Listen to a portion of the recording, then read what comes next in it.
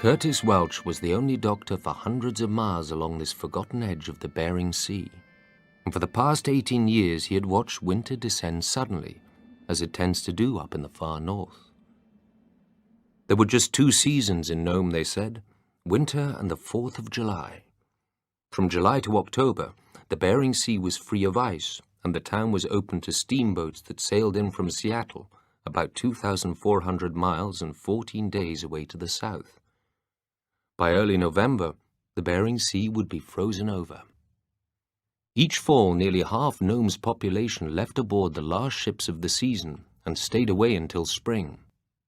The town was then cut off from the world save for one route, a dog sled trail that linked it with the interior of Alaska. Dr. Curtis Welch had fallen for Alaska from the moment he arrived in 1907. He was 50 now, and he looked forward to the town's annual exodus and to his solitude.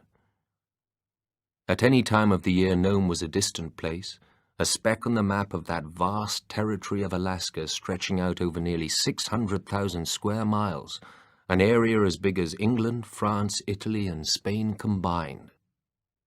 In the early 1920s, Nome was a former gold rush boomtown that had lost its glitter years before. It sat 2 degrees south of the Arctic Circle on the southern shore of the Seward Peninsula and was closer to Siberia than to any other major town in Alaska. From his modest apartment on Front Street, Welch and his wife Lula had a front-row seat to the town's elaborate winter preparations. The last ship of 1924, the Alameda, had arrived with the town's winter supplies. Gangs of Eskimo longshoremen unloaded the cargo. There were boxes of dried fruit and frozen turkeys, mountains of coal and crates filled with butter and tea. Horse carriages and wheelbarrows moved down the street to the hulking wooden warehouses along the shore of the Snake River. Winter would be late this year, but the pace nevertheless quickened along the waterfront. The Arctic ice pack was inching ever closer to the narrow Bering Strait, and ice was forming along the shore. On the deck of the Alameda, the captain would be feeling uneasy, knowing he would have to retreat south or risk being crushed in the vice of the encroaching ice. It was time to batten down the crates and send out a clear message: get on board or stay behind for the winter. As the sound of the whistle echoed across the shore, the last lighter raced out to the ship. Black smoke rose from the Alameda's stacks as it built up a head of steam, and the anchor went up. Finally, the bow of the ship began its slow turn southward, and all of Nome took a deep breath. They were on their own, at least until spring.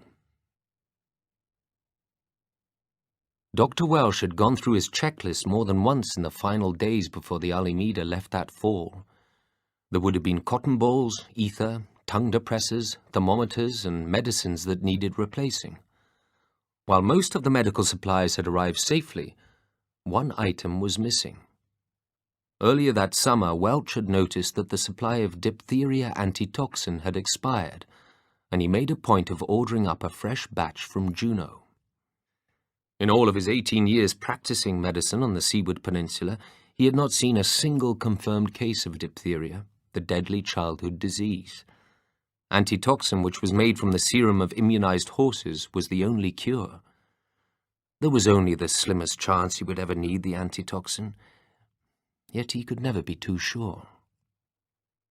By now the waterfront was silent, and Welch reckoned that the order had been misplaced. He would have to do without it until next spring. At about the time the Alameda left town, an Eskimo family with 4 young children arrived from Holy Cross, a village on the Yukon River. The youngest child, a 2-year-old, had taken ill, and when Welch examined the toddler, he found him very much depleted and emaciated. The mother told him that the child had been treated for tonsillitis, but the diagnosis hardly explained his weakened state. Welch asked whether other children in their village had tonsillitis or severe sore throats, symptoms that resembled those of diphtheria. The parents assured him they had not. To Welch's relief, the child's 3 siblings appeared healthy and robust, and he set aside his concerns, diphtheria was highly contagious, and if the siblings were infected, they would have shown clear symptoms. He guessed the child might be suffering from a less severe infection. But by the following morning, the child was dead. This year, ever since the Almeida sailed off, there had been one tonsillitis case after another. And on December the 24th, Welch had another sick child on his hands, a 7-year-old Eskimo girl named Margaret Ada, who had a severe sore throat and fever. Welch thought she might be suffering from follicular tonsillitis, but her mother, perhaps guided by her native superstition, wouldn't let him examine her. The child's father was away. Welch told the girl to stay in bed and rest, and afterwards he walked home through the town. For weeks, the shop windows along Front Street had been filled with skates and sleds, dolls and toys for Christmas, but it was unlikely that Welch was feeling much of a holiday spirit.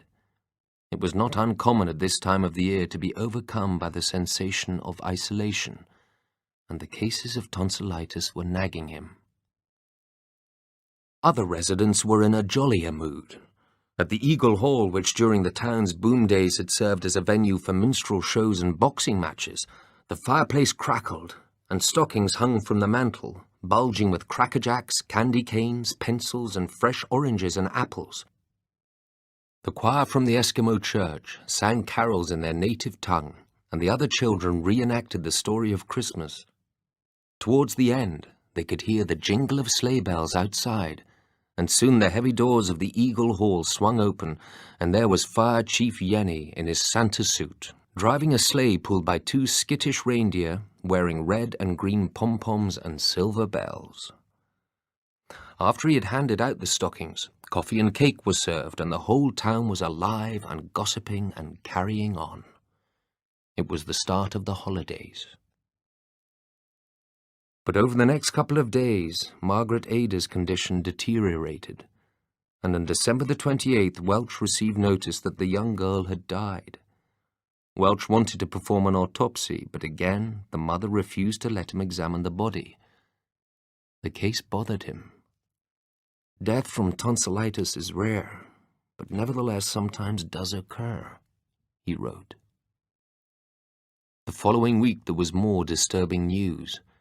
2 other native children from Nome's permanent Eskimo population at Sandspit had reportedly died. Welch began to suspect the worst. Then on January the 20th, it all came to a head. As he was making his rounds at the Maynard Columbus Hospital, Welch checked in on a 3-year-old boy named Billy Barnett, whom he had admitted with a sore throat, swollen glands, fever, and fatigue. The boy now presented a disturbing new symptom: thick, greyish lesions in his throat and nasal membranes. Welch knew it was diphtheria. The grey and bloody ulcers on Billy's tonsils were characteristic of an ancient and dreaded bacteria, a centuries-old killer of young children, which, for good reason, was often referred to as the strangler.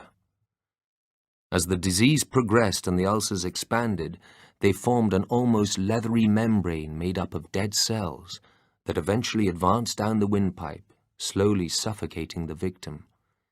It was a slow, painful, and frightening way to die.